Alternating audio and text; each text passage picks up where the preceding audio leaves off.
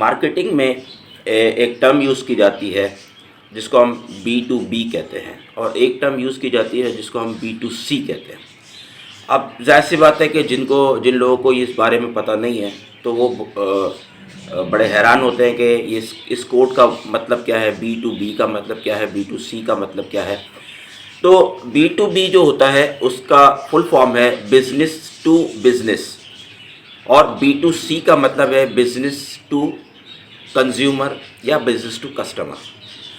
अब कैसे इसको हम डिफ़ाइन करेंगे? देखिए, B2B यानी कि बिजनेस टू बिजनेस का मतलब ये है कि कोई कंपनी अपनी प्रोडक्ट दूसरी कंपनी को बेचती है, यानी कि बिजनेस टू बिजनेस, यानी कि एक बिजनेस एक प्रोडक्ट बना रहा है और दूसरा बिजनेस उस चीज़ को ख़रीद रहा है।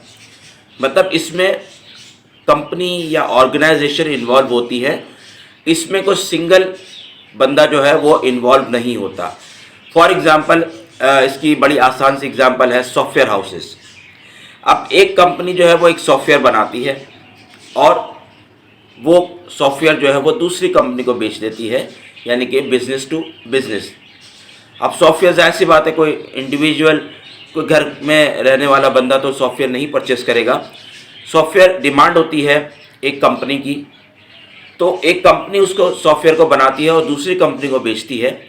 इसी तरीके से जैसे मशीनरीज़ होती हैं जो हेल्थ वगैरह में काम आती हैं और टेक्सटाइल वगैरह में जो काम आती हैं, तो बहुत सारी मशीनरीज इन हाउस बनाई जाती हैं, बहुत सारी कंपनीज मशीनरी बनाती हैं। तो वो मशीनरी जाहिर सी बात है अब दूसरी कंपनी ही ख़रीदेगी। तो इसको भी हम एक एग्जांपल लेते हैं बिज़नेस टू बिज़नेस में, यानी कि एक कंपनी मशीनरी बना रही है, दूसरी कंपनी से ख़रीद रही है, तो इसको कहते हैं बिज़नेस टू बिज़नेस, यानी कि B2B।